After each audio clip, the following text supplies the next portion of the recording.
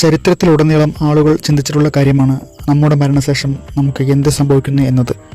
എന്നാൽ അതിന് ഒറ്റ ഉത്തരമില്ല. കാരണം ഇത് ഓരോ വ്യക്തിയുടെയും വിശ്വാസങ്ങളെയും മതത്തെയും സാംസ്കാരിക പശ്ചാത്തലത്തെയും ആശ്രയിച്ചിരിക്കും. മനുഷ്യർ, മരണം, ജീവിതത്തിൻ്റെ അർത്ഥം എന്നിവയെക്കുറിച്ച് വിവിധ തത്വചിന്തകർ വ്യത്യസ്ത വീക്ഷണങ്ങൾ മുന്നോട്ട് വച്ചിട്ടുണ്ട്.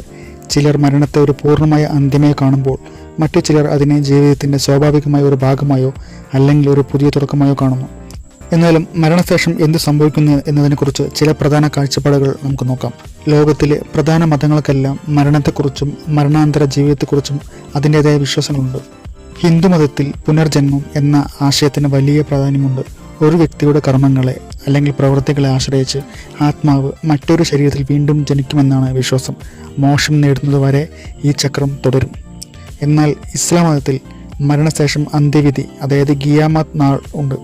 ഓരോ വ്യക്തിയും അവരുടെ ജീവിതകാലത്തെ പ്രവൃത്തികൾക്ക് അല്ലാഹുവിന് മുന്നിൽ കണക്ക് ബോധിപ്പിക്കണം. ഇതിൻ്റെ അടിസ്ഥാനത്തിൽ സ്വർഗത്തിലേക്കോ നരകത്തിലേക്കോ പ്രവേശിക്കും.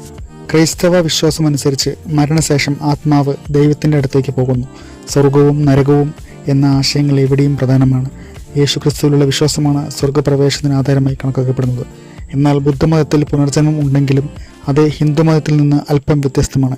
ഇവിടെ ഒരു വ്യക്തിയുടെ ആത്മാവല്ല, മറിച്ച് കർമ്മങ്ങളും ബോധവുമാണ് അടുത്ത ജന്മത്തിലേക്ക് കൈമാറ്റം ചെയ്യപ്പെടുന്നത്. ദുരിതങ്ങളിൽ നിന്നുള്ള മോചനമായി നിർവ്വാണം നേടുന്നതാണ് ബുദ്ധമതത്തിൻ്റെ ആത്യന്ത ലക്ഷ്യം. മരണം എന്നത് മനുഷ്യന് എന്നും ഒരു പ്രഹേളികയാണ്. ഓരോരുത്തരുടെയും വ്യക്തിപരമായ വിശ്വാസങ്ങളെ ആശ്രയിച്ചിരിക്കും ഈ ചോദ്യത്തിനുള്ള ഉത്തരം.